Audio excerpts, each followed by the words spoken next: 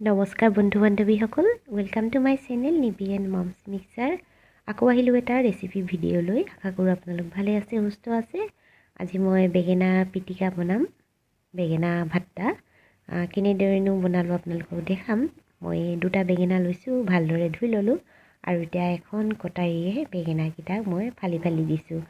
আৰু জুইত যিহেতু পুৰিম সেইকাৰণে মই ফালি দিছোঁ, নহ'লে জুইত কেতিয়াবা ফুটি যোৱাৰ সম্ভাৱনা থাকে। আৰু মই যি ফালি লৈছোঁ তাত মই এতিয়া তাত নহৰু আৰু জলকীয়া এনেদৰে ভিতৰত সুমুৱাই দিম আৰু তেনেদৰে মই পুৰিম। নহৰু কেইফুটা তেতিয়া এই ভাপতে সিজি যাব। বেঙেনাটোতো জানেই আপোনালোকে, বেছি সময় নালাগে পুৰিবলৈ, সোনকালে হৈ যায়। আৰু মই এতিয়া এইটো এনেদৰে নহৰু ভৰাই দিছোঁ আৰু ঠিক তেনেদৰে ইটো বেঙেনাটো মই জলকীয়া নহৰু এনেদৰে ভৰাই দিম।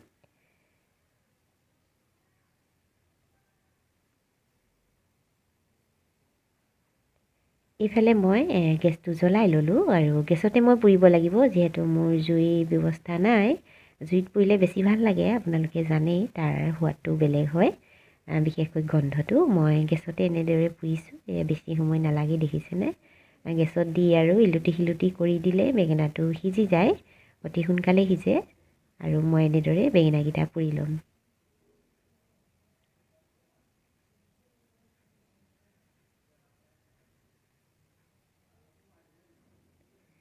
এয়া মোৰ বেঙেনা পোৰা হৈ গ'ল। এতিয়া মই বিলাহী পুৰিম। বিলাহী মই এনেদৰে কাটা চামুচত পুৰোঁ।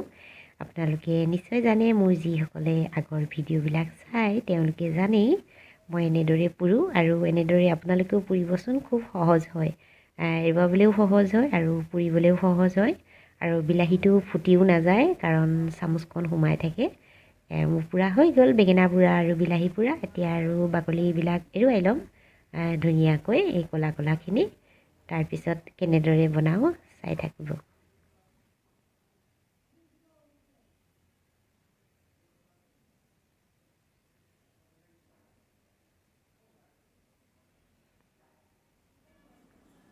এয়া মোৰ হৈ গ'ল বেঙেনা। এতিয়া মই পিচ পিচ কৰি ল'ম।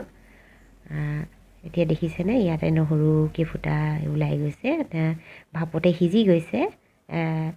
এই নহৰু কেঁচাকৈ খালে গোন্ধ ওলাই যে, সেইকাৰণে মই এনেদৰে দিছোঁ।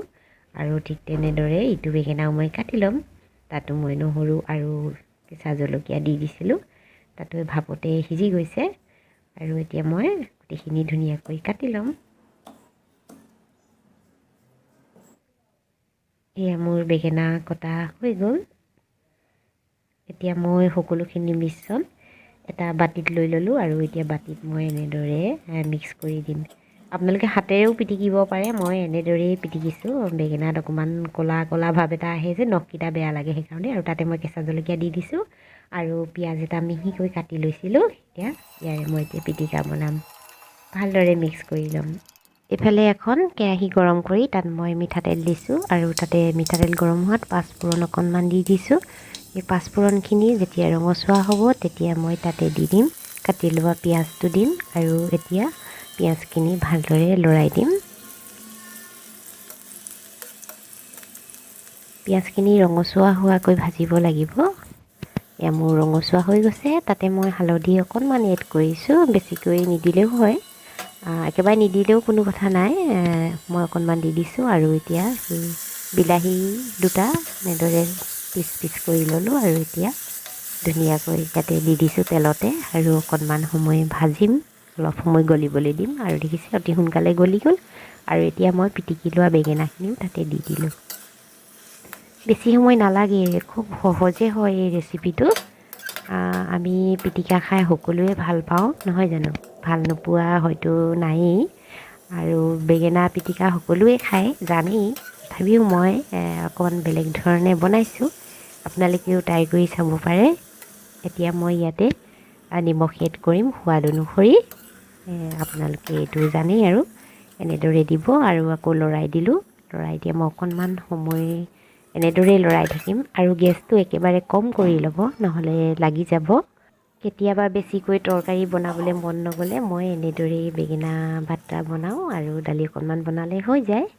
আৰু এয়া মোৰ বেঙেনা পিটিকা তৈয়াৰ হৈ গ'ল আৰু মই এনেদৰে পৰিৱেশন কৰিলোঁ। দেখিছেনে, দেখিবলৈ ধুনীয়া লাগিছে। আৰু এটা কথা, আপোনালোকে যদি মছলা খাই ইয়াত মছলা দিব পাৰে, মই কিন্তু মছলা দিয়া নাই।